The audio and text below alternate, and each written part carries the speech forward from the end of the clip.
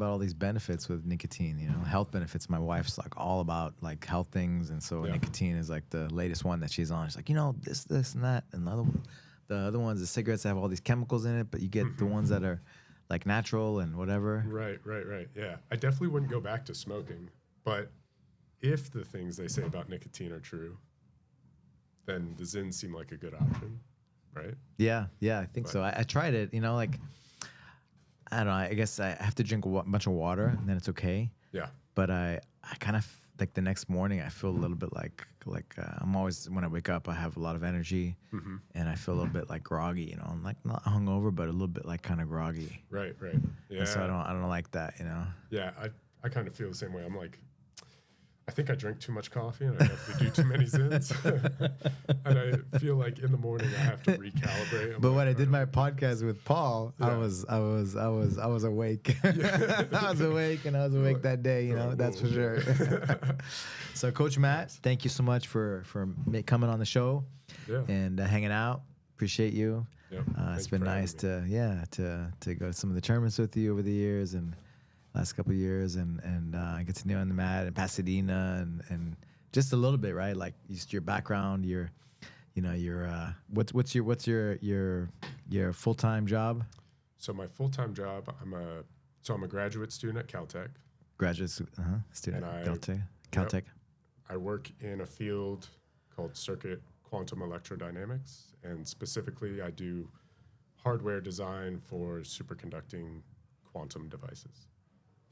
Wow. So you're smart, you know. So I remember you explaining to the kids. Yeah, you explaining to the kids quantum. I think it was quantum mechanics. You got a whiteboard. You went to the back. Hey guys, after the class, you're like, hey kids, come over. Let me draw this out for you guys to understand quantum mechanics a little bit better. Yeah. I was like, okay, Matt's different. Yeah, they ask some good questions sometimes, so it's fun to. And your passion for teaching and helping others through jiu-jitsu. Yeah, that is definitely one of the highlights of my day when I get to go see the kids, especially when I first started working with the kids. I didn't want to start working with kids. I only wanted to do the adult classes. But when I saw the kids actually doing jiu-jitsu and actually getting better at stuff, at the techniques, I definitely got more invested. I was like, oh, holy crap, these guys are actually learning. And the change you can make in their brains and their bodies, right? Talk about quantum, quantum, the quantumness, you know, at that age, at that early age, right? Yeah. It's life-changing. Yeah. You show a kid and he gets how to do an armbar, or he can do an armbar, execute an armbar on somebody. Yeah. No, it's definitely changes everything, right? It's definitely fun. It's definitely a good time to see them develop and grow. Yeah, awesome. And hopefully, it's positive in the long run. For jiu-jitsu? Oh, man. Yeah. Right. Or just for the kids as well. Yeah. That's it. Yeah. How did you get into jiu-jitsu? Where are you from originally? Start with that. So, I was born in Montreal. My whole family's from Canada. We moved down to the U.S. when I was like 3 years old. My mom got a job down here. And then we moved to Pennsylvania. We were there for a little bit. And then we came down to Virginia. And that's where I was like raised, went through the whole school system, everything in Virginia. So when I was 8 or 9, I asked my mom, I was like, hey, I want to learn how to fight. So she put me in karate classes. So I did karate growing up. Okay. And obviously you start martial arts and you've been in for a little while and you start to look around at the world. Yeah. And UFC was growing big time in the early 2000s. So I saw all these guys doing jiu-jitsu, BJ Penn, all these... Spike TV era, huh? Yeah, exactly. So I started to get turned on to jiu-jitsu a little bit. So I went hunting. And I think Gracie Jiu-Jitsu at the time had some online videos. Like, here's your online blue belt curriculum. And I never stepped into a gym. I was just kind of looking and seeing, oh, here's how to do an arm bar, here's the close guard. So I was practicing real. Were you still doing karate at the same time? I was still doing karate. Yep. And I'd go into the dojo and we'd, oh, okay, here's the close guard, here's like this arm bar that we saw online. So we'd practice really crappy jiu-jitsu. And then when I was 19, I joined the Marine Corps. Okay. Yep. And then after going through boot camp, after going through the School of Infantry, I got to my first unit. And in my first unit, there was a platoon sergeant who was a purple belt. And first night there, he's like, he had heard I had done some martial arts. He said, okay, come on, let's scrap a little bit. And he tooled me. He whooped my ass big time. And that was my first experience with a guy who actually knew jiu-jitsu. I was like, okay, this is it. This is it. This is the real deal. So I still never officially got into a gym or on the mats during my entire time. I was in the Marine Corps for almost 5 years. And I had never gotten in an actual gym during that time, but I had gotten a lot of time get my butt kicked by purple belts and brown belts who were just in the fleet and around. Post Marine Corps. That teaches you though, right? Like that's how a purple belt should be. That's how a brown belt should be, right? Yeah, right. Like inspires you, right? Like you want to be that good. Absolutely. Yeah, I remember this brown belt literally just sitting on top of me. I couldn't do anything. I just had frames. He was like spinning around on top of me. And I'm like, okay, this is not good that I don't know this. Like I'm at a huge disadvantage. Yeah. So post Marine Corps, started going to school, started in community college down in Oceanside, California. Went up to Davis, up near Sacramento. And then when I went to UC Davis, that's when I decided, it was actually COVID. Oh, no way. Early COVID. Wow. I was like, okay, I'm going to get in and actually start training with some people. So I went into a gym called Nova Geração. Nova Geração, yeah, new generation. Yep. Old school Carlson Gracie, black belt, the head guy. Yep. Was he there? So he wasn't there. This was one of his students. One of his students. Yep, exactly. But it was like the Carlson Gracie. Lineage. Lineage. I used to compete against one of his students back in the day in Brazil. Oh yeah, which one? I forgot his name, but I used to go burp in the color belts. I went against him a bunch of times. Yeah. So yeah, I have pictures. It's like, oh, that's the guy. Yeah. So that rash guard, the kids always pointed out. I always wear this Nova Geração rash guard. Little baby, right? It's got the little baby on the front. I saw you wear it. I was like, yeah, Nova Geração. Yeah. So started training with those guys. They were great. It's a lot of new students, right? Because there's a lot of influx from the university. So they had a few guys who had been around for a few years, but a lot of white belts, some blue belts. And then, let's see, I moved down to Caltech at the end. So I'd been there for 2.5 years, and then I moved down to Caltech, and then I started going to Legacy Pasadena. Okay. That's right. And then started going to 10th Planet headquarters. And that's kind of where I've been flip-flopping, and all the open mats. When I was training really hard, I would go to class each night during the week, and then on the weekends, it would be open mats. Really trying to learn.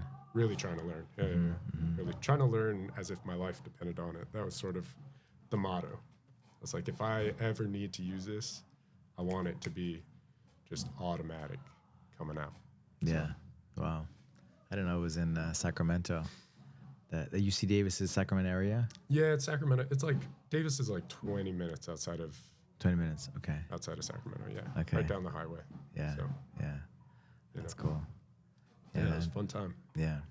And then, so that's cool. I hadn't told me that, like your journey, from the East Coast, coming out here, karate. So, the question is always like, oh, like karate, taekwondo.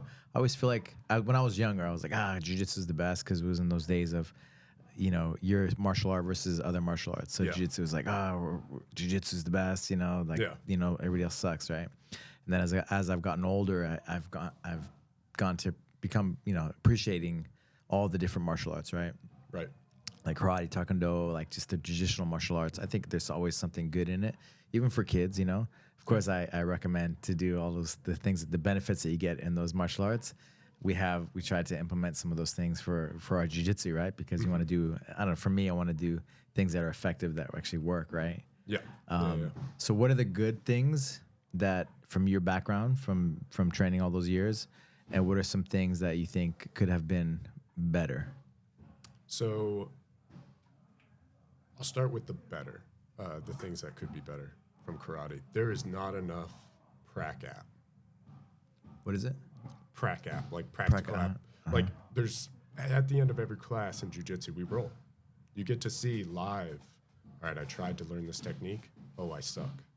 It doesn't work. Yeah. I'm not doing this Yeah. correctly. And over the Something's years, wrong, you get to yeah. build up the ability to, even on an opponent who's Prac bigger app. than you. Yeah. I've never heard that, that term. Yeah. It's like even on an opponent who's bigger than you and is resisting as much as they can, you can still nail this scissor sweep, or you can still nail this arm bar, or whatever it is that you're trying to get. In karate, there's the forms, there's the katas. So you can get really good, your movement can get really sharp. But the second that you have resistance, or the second that you try and throw an actual punch, you don't follow through. You don't have that, you don't have the crossover between training the technique Under stress, right? under stress, and also just being able to really implement it in a way that a boxer or a Muay Thai guy would be able to.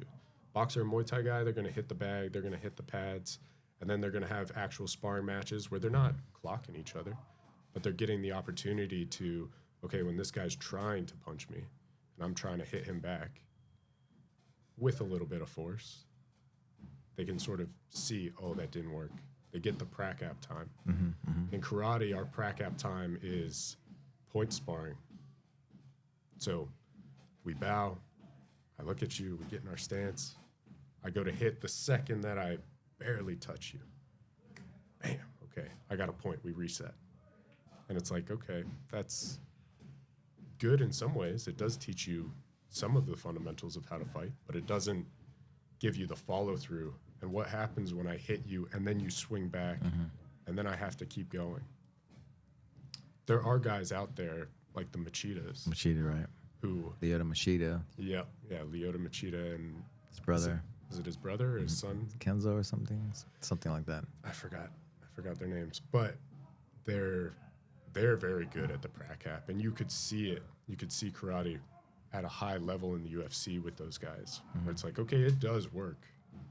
You just have to practice it in a certain way, and I think a lot of karate schools don't. You know, practice he's it. also a black belt in jiu-jitsu and everything else, right? Yeah, so you have yeah. to add things to it. You have to be well-rounded, right? Exactly. Today and age. It's not even a question at this point. It's not anymore martial art versus martial art. It's like you have to know everything, right? Exactly. It's evolved too. You know, it's funny, the landlord, he built the building, the Legacy Pasadena building, back in the 70s. And it's always only been a martial arts school. So he built it with that thing in mind. That's why it has the showers and the sauna, the big sauna, right? Yep. And back in the 70s, martial arts or karate, right? It was like hardcore. It was like, you know, lots of prac app, right? Like all day long. Like they fought with it. Yeah. Like he beat Chuck Norris every time he fought him, you know? I think they fought like 3 times. But he was like the legit karate guy, right? Yeah. And then Karate Kid came out, and then it got like more commercialized, and you know, in the 80s, I think, you know, from what I hear, right? And then it saved the martial art industry because it was only like the strong survived, and there were no women training, and it was just like it was different times, right? But it worked, right? Yep. Like the guys would fight. You know, have you seen the Cobra Kai TV show? Oh yeah. Yeah. Absolutely. But like that's the mentality, right? That was the mentality. Like, yeah, like this is legit. This is like. This is I can fight. Like the guys can fight. Yeah, and I think back in the day, maybe it was a little bit more hardcore. I don't know. I think a good example is if we look at the most recent Olympics. There was a finals match in sparring in karate, and a guy kicked another guy in the face and knocked him out, and the guy that kicked the other dude in the face lost. Oh wow. Because they said, "Oh, that's too much contact." Yeah. I mean, there's a whole with jiu-jitsu, the whole thing of it going to the Olympics. Like the OGs, like a lot of the OGs, they don't want it to go to the Olympics. Like the Adam Brzezinski, like current world champ, right? Yeah. Like they don't want it. The people don't, or old school guys, they don't want it to become an Olympic sport. Yeah. And even the IBJJF, their goal isn't for it to be an Olympic sport because it takes away the essence of it. Yeah. And it was supposed to be like, for fighting self, like that aspect, the martial art aspect of it, Right. Whereas like judo, a lot of it turned into, the like a spectator friendly, like throwing and stuff, right? Yeah, exactly. It's going to change if it ever ends up going to an But the Olympic other sport. federations, like the Abu Dhabi federations and other federations, they want to make it an Olympic sport. Even some of the wrestling federations, they have grappling divisions now, Yeah. And they want it, because their goal is to make it go to the Olympics. Yeah. Who do you think? Do you think it's ever going to end up going that way? I mean, UFC is becoming so popular. I think I think it would be some kind of, whether it's an MMA, amateur MMA thing, or it's I think maybe, I don't know, no gi, I can't say, but they have judo already, right, which is very similar. Yeah. But I don't know actually, and part of me doesn't care almost, Yeah. because the real jiu-jitsu or the real like grappling, because the 90s, right, with the Gracie family coming out, Hoist Gracie fighting in the cage, Yeah. and showing the effectiveness of jiu-jitsu, right, Yeah. versus other martial arts, like you can't deny that, right? And when you start taking away from that, things start to go a little bit sideways, Yeah. like even for you.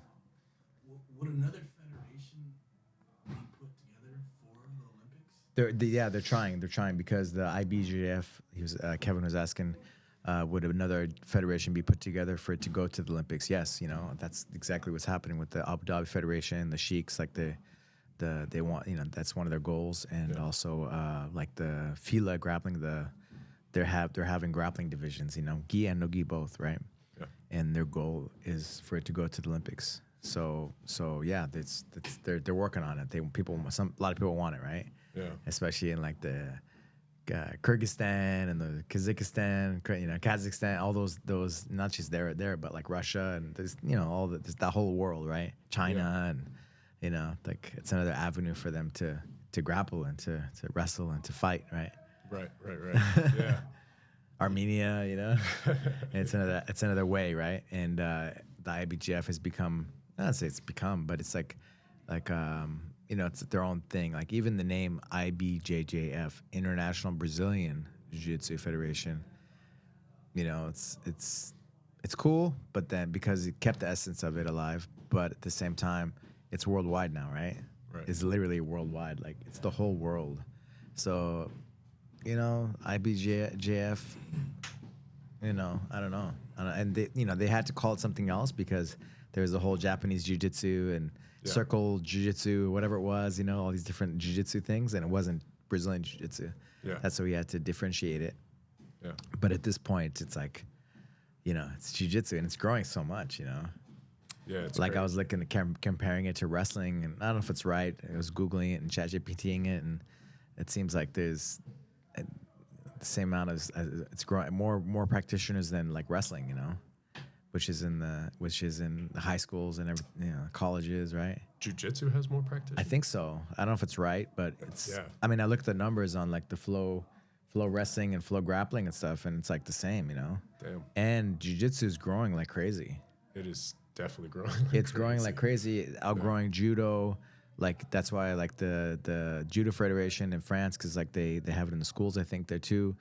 They do their own Iwaza ground tournaments Oh, okay. to try to pull, and they don't, if you compete in the IBJJF, they bar you from the Judo Federation.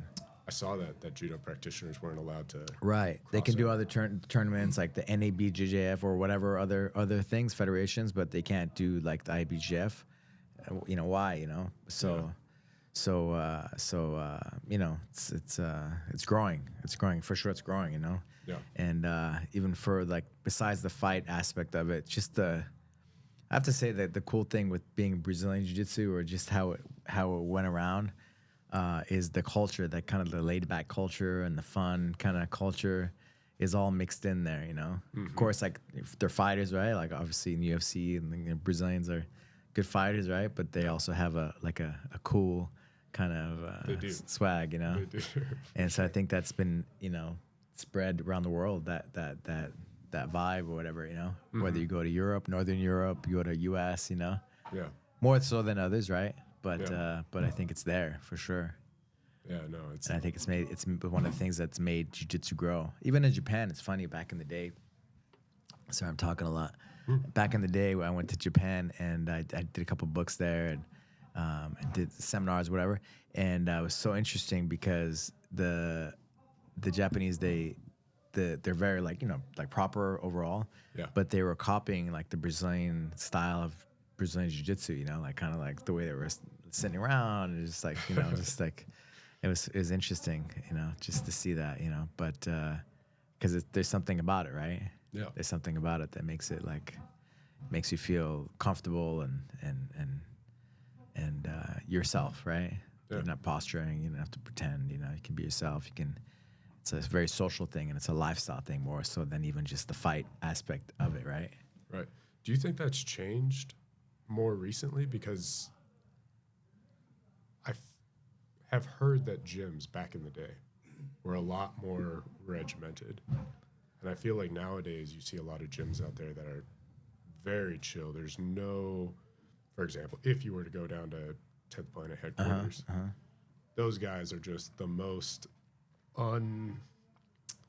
it's not that they're unregimented and not training hard. It's that there's like no militaristic aspect. Nobody is lining up. There's no rank order. It's just like, hey guys, let's start up the class. Like we're even more regimented than those guys are down there. But I've heard a gym like, Gracie Baja back in the day. It's funny you say that. No, not at all. No? It was like the Machado brothers, who Eddie Bravo, Jean-Jacques Mahigan too. It was, it's very loose, right? Very like show up. Maybe the class would be 15, 20 minutes late. Like, definitely was not structured at all, Oh, okay. But it was legit, so that's why people went. You wanted to learn the martial art. And it was kind of cool in that way, but it was definitely not regimented at all. It was kind of like, like only the strong, right? The survived, and the Gracie Ball headquarters was very loose, very, very chill. You show up, you train. There was a time that you started. It was, like Latin times are usually a little bit late, right? Mm-hmm. But it was, it was pretty relaxed. Now because everybody's more professional and they have the American kind of whatever. They're more on time. Everything's like kind of structured and disciplined. So it's definitely that's not the old school way for sure. Yeah. And I think, and Carlos Gracie Jr. said this. He's like, because of that way, you become creative, and it allows these creative things to happen. Yeah. So show up to class late. No, not late, but like just like so disciplined and I mean, so a lot of these guys, they've had my friends come over and they get the vibe. It's like the guys are tough as hell. Like they're tough, they're like best of the best, but they're like also like chill, Yeah, you don't have to be so regimented in the techniques that you're learning. There's space to grow. For sure. I think you always have to have that. For sure, I think you should have some kind of structure, right, in place, because some people need that. Yeah. But you also have to have it open for everybody to be able to grow, because some people aren't, Yeah. Some people aren't. You need to do your things a certain way, like your way or a different way, Right. And that's okay, Yeah. That's how you develop, that excellence and greatness, Yeah. as being like talking about quantum field, and like you go into the whatever, the open the nothingness, and grab whatever is in there, Yeah. The guys who started that they're beyond me for sure as far as creativity goes. With what? With the quantum, with all the theories and things that came So up talk to me about that. How did you get into that? We're doing jiu-jitsu, and then all of a sudden you're like quantum this, and you're like breaking it down for the kids. I'm like, what? Like, where am I? I was like, oh man, this is cool. I've never seen this before. You got the whiteboard. Hey guys, if you guys are interested, and you had like a group of like 8, 9 kids that were listening to you break it down on the whiteboard. Yeah. I try and ask them science questions. Yeah. throughout class, beginning of class, be like, hey, what do you guys think about this? But yeah, again, that when I joined the Marine Corps, that sergeant who beat the crap out of me. He was also one of the smartest, most locked on individuals that I had ever met. Wow. And he was an engineer by trade, and had found his way to the Marine Corps. So I told myself, I'm like, hey, if I get out of the Marine Corps, or when I get out, I'm going to go to school and become an engineer. So the original goal was aerospace. I got in. What was the name of that purple belt? Your first, your introduction to real jiu-jitsu. Oh gosh, Oh man. I should definitely remember his name. Oh, embarrassing. Changed your life. Yeah, he changed my everything life, and for I'm like, you. I can't remember his name off the top of my head. He was your sergeant? He was a sergeant. It was funny because he did jiu-jitsu and was a trained engineer, and there was another sergeant in that group. You better go back on that second one and talk about him, you know? Yeah. I'll have to fill in the blanks. Rain check. So yeah, got to community college, was going to be an engineer. Took some chemistry classes, like was taking all the basic classes you had to do. And then I was enjoying those. When I took that first physics class, I was like, oh, okay, here we go. Yeah. Physics, huh? Yeah, I enjoyed being able to see kind of under the hood what we use to do all of this other science. Mm-hmm. And at that point, I switched from engineering to physics. I was like, okay, this is the thing that I'm going to go to school for. So ended up doing my whole undergrad, getting a bachelor's in physics, and then applying to grad schools. And now the degree that I do right now is for applied physics. But like I said earlier, we use quantum mechanics and we use a lot of electrical engineering. And we marry those two together. And we build these devices that they use quantum mechanical effects to operate. So what do you think about the quantum entanglement looking like a yin and yang sign? I have no. What do you mean? Have you haven't seen that? I haven't seen that. Oh my God! It's like they say like that. It's like that. I think it was a picture, right, of that of the like quantum entanglement, and they had a picture of it, and it looks like a yin and yang sign. Oh, I think I remember the experiment you're talking about. The experiment, yeah. They were able to trap two particles. Two particles. I'm thinking, if I'm thinking so. about the right one, they were able to trap two particles. I think I know what you're talking about. I don't know. I mean, the particles being in a yin and yang sign isn't necessarily a feature of entanglement. Right. But just the fact that I don't know, just because you do martial arts and Yeah. you know into Yeah. I mean, it's definitely a quantum cool, mechanics, you know. Yeah, it's And, definitely a cool. You'll look up the what that was actually. I might be mixing it up, you know. Yeah. But I was like, what? That's just like crazy that looks like a yin and yang sign. Right. You see this balance And in nature and in everything else. balance of opposites. Right. Yeah. Is he looking it up? Yeah. Yeah. Okay. He's on the mission. He's on the job. Yeah. But yeah. Where were we? Quantum entanglement. Yeah, Quantum and then I got entanglement. sidetracked by the yin and yang sign. Yeah. Do you know? I'm trying to. Double slit experiment. No, that's not No. the double slit experiment. That's something else. Yeah. When you look at a photon, it acts differently when you look at it rather than if you don't look at it, right? Yeah, all of that, it all ties into measurement, right? And there's a way that these quantum fields are evolving. And then if we were to probe it, if we were to measure it, then that's sort of what you're pointing at. Yeah. So what's the difference? Because I just see on Instagram, for example, like quantum computing, right? So what's the difference of just a computer and then quantum computing? Like it said it would take like I don't know, trillion or Right. millions of years to compute this question, and then the quantum computer is able to do it in like 10 minutes. Right. So that's a really good question. So obviously we all use computers every day, and if you Cell phones, yeah. Yeah, cell phones, the laptops, everything that we're using electronically. If you were to break those apart, the fundamental thing that's carrying the information around within your computer is this little device called a transistor. And that transistor can either be on or off. So 1 0, right? 1 0, exactly. It's a 1 or 0 state. Now, if we go over to quantum computers, the reason that they're so powerful and the reason that they're able to do these calculations really quickly is the fundamental thing that we use isn't a transistor, it's a qubit. Qubit? Qubit, yeah. So we go from a bit in the classical computer to a qubit in the quantum computer.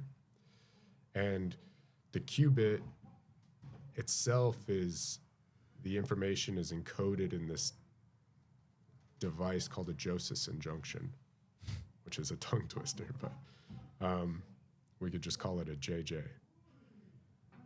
So these JJs, they allow us to, essentially, or these qubits, they allow us to, instead of just having a 0 and a 1 state, they allow us to have superpositions of these states, or some mixture between 0 and 1. And that mixture, or any combination in between, is what really gives us, it opens up our computational ability. So instead of just having 2 different states it can go in, we have infinitely many. And then we can take a qubit and entangle it with another qubit. And then you could go through the math and look at how these states combine and all the different combinations that we can get. And it just essentially opens up our computational power. So in the long run, if we can get it to work, they're very, very sensitive. Like, to get these devices to work, we have to cool them down to super cold temperatures. We have to block out radiation from the atmosphere, or try to. We can't even block out all the radiation from the atmosphere, or the high energy particles that are coming down. We have to block out noise that's coming in from all the different frequencies. And all the different stuff. Nothing. We're talking about being not in the nothingness, right? In a way. Yeah. It's like we're trying to be in the nothingness, but in reality, we can't. Yeah. Right. So we have to shield these devices as much as we can, and even then, they're very sensitive. So we can get a qubit, like modern day now, we can get a bunch of qubits and put them into certain states and get them into superpositions with each other. But we're still developing techniques to make these things longer lived and make these things more coherent, would be a term, maybe a term of art that we use. So a project that I'm working on currently, I can't talk about it too much, but a project I'm working on currently is we're mixing a few different structures together to try and increase the coherence of a qubit. Yeah, it's crazy, right? From all talk about evolution and things, going from analog, or analog is analog. What is analog? Is that 1 0? No, well that's before the before the computers. What is analog? What is I'm getting mixed up with. We're thinking, like, honestly, I can't talk too Who much knows about analog. I think there are some computers back in the day. There's some devices back in the day that, It's all good. I mean, for example, the phones, right? You have to dial the number, spin the turn the things to make the phone call, and then going to our evolving to maybe like a flip phone, and then now with our cell phones that we have today, that are like computers, huge computers that would have taken up like a building, right? Yeah, and now with this quantum computing things happening now, it's like, what? Yeah. We're still at the stage now where And it's probably always going to be this way, where the quantum computers are in rooms locked inside these things called dilution refrigerators, and they'll always sort of be pretty big. Unless we figure out how to do room temperature superconductivity, there's never going to be a cell phone that's operating with your quantum computer. But who knows? Yeah, yeah. Maybe some scientist someday is going to figure it out. Yeah, I mean, like our cell phones at first back in the, was it the 80s or 80s? You had those brick phones, you know, like Pablo Escobar and the That's exactly what I was yeah. And those are crazy expensive, right? Yeah. To actually have with the briefcase, you had a briefcase, right? To walk around with the briefcase. And now look, we just put it in our pocket and it's like nothing, right? Yeah. All the things that we can do on it as well. Now you've got a computer that's way more powerful than that thing that took up the entire room and fits in your pocket. Yeah, yeah. Where do you think the world's going to be going? And we're now in 2025, 10, 20 years. 10, 20 years. With all this technology. And AI is going to start playing a huge role in our day-to-day life. It already does. There's lots of questions that we have to ask with how we teach in school, stuff like that. Like how do we teach our kids? How do we go about maybe these new curriculums? Because at this point, even ChatGPT can, up to the undergrad level, answer a lot of questions, even in physics. So do it better, right? And do it better, do it quick. Hey, ChatGPT, write me this program that calculates this. Write me a 10,000 word essay on this subject. You know, it'll bang these things out in 5 minutes. So there's definitely a question in education. Like, you know, I think I was talking to somebody just how, like, the colleges here, I'm saying that the colleges here, but the colleges here, like, they don't want you to use AI or whatever to do your work, right? You can't stop them. And in China, you have to use AI to do your work, you know, or whatever. Some other places, you know, that are in the game, you know. So it's like, man, you can't stop it. You can't stop the light bulb. You can't stop, you know, the car, right? Exactly. It's like you gotta adapt it and live with it and work with it, right? Live with it, or else I don't know, you're gonna be a dinosaur. Right. Exactly. I mean, it's like, you know, when I was in school as a kid, there were teachers who were like, you know, oh, you got to learn this because you won't have a calculator. Not saying that arithmetic isn't something, like adding and subtracting isn't something you should learn. That is, if there are any parents and kids that listen to this, make sure your kids know arithmetic. It's a superpower. Yeah. But we have calculators everywhere we go. I just bust out my phone and start multiplying big numbers together. Even talking to your phone, right? Yeah. It's like, hey, what's the answer for this, or that? Yeah. Complex, you know, whatever. Yeah. But yeah, AI is definitely going to play a role in education, and we're going to have to figure out a way to deal with that. You know, so that's just one aspect. There's also, currently it seems like we're trying to bring a lot of manufacturing jobs back. I think a lot of people have in their mind that this might be job opportunities. But we're gonna probably use robots, right? But I'm thinking we're gonna be using robots and AI. It's like those big Amazon package facilities that just have the the Boston robots. Dynamics, all those things. I've seen all those Yeah. machines that they're building. Yeah. So like if that can work 24/7. Yeah, They're not gonna unionize or anything. Exactly. Like you feed it the power and you make sure the code's working, and it's going to get your packages to where it needs to be. So there's certainly questions about, with all of these technological advances and the automation of everything, what does the average citizen do? And I don't have the answer, but it's something I'm curious about. So in the next Your purpose, right? Your meaning. yeah, If yeah. you're not giving value to the world. Right. Like, what are you doing? Do we end up doing some universal basic income for people? That seems weird. How do you deal with? How does the economy work if everybody is making the same amount of money?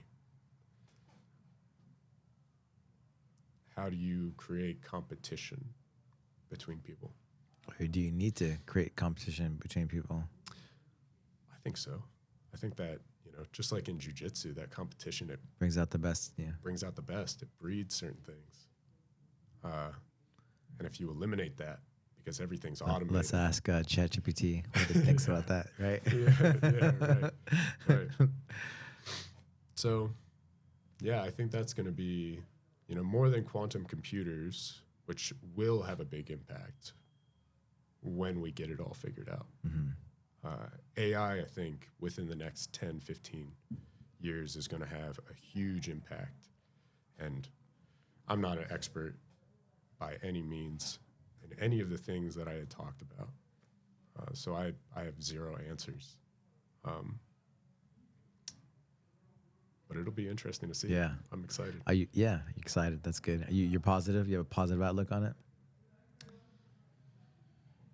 Yeah, I mean, what's the other option, Like, I like wouldn't that- live life negative. Like to the Einstein quote, you either think the universe is with you or it's against you, right? That's like the most important thing you're ever gonna ask yourself. Right. There's like an Einstein quote where he says that, Yeah. I mean, and I think it's with us. I think it's for us, Right. Yeah. I mean, what? Wants us to do good. Yeah. Wants us to win, to do good. Yeah. And even if it doesn't, like, let's say it doesn't, it's against us. It doesn't help you in your day-to-day life to be down on yourself all the time. Like, positive attitude will carry you to great heights. Yeah. So, Speaking of quantum, right? The quantum field and being open to those possibilities, right? And ideas and thoughts and possibilities, yeah. And everything that you do yeah. is everything. Yeah. And if you're closed and negative, then you're not going to be open to those possibilities. That's for sure. Exactly. I think I had heard something recently about sort of how we think directs how we respond to the world. That seems seems right. So if you're constantly negative, if you're thinking, oh, only bad things happen to me, only bad things are going to happen to you. You attract that, right? Yeah. So, people will say manifest the life you want. I believe that 100%. So as far as the future goes, I try and have a positive outlook. I hope things will be good for me. And I hope as far as the world is concerned, we keep moving in a positive direction. Because if we look at the times we live in now, it's definitely more positive than, let's say, 500 years ago. Right. We're killing it. Killing it, yeah. Living like kings and queens every day. Better than a king or queen lived back then, right? Exactly. Even the people, I don't have a bunch of stuff. I'm living in an apartment in LA, but I get to ride around on my motorcycle. I get to go to school and I eat whatever I want and get to do jiu-jitsu. Yeah. Life's Living good. the dream, yeah. Yeah. That's it. Yeah. Yeah, I love it. That's a great way to look at everything, right? Yeah. But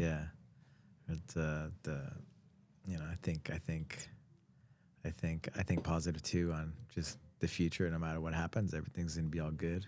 Yep. And I think we're gonna as long whatever if it's meant to be, it's meant to be. Let's stay positive to the last moment. If there's like nuclear, war or something, and we end up all just being inside of a memory of the computer, or the quantum computer, Yep. But I just be a good person, right? Love each other, and it's funny, right? Always in all those future movies, it's always like love, and those things are all things that bring us back, right? Yep. That keep us connected. Yeah.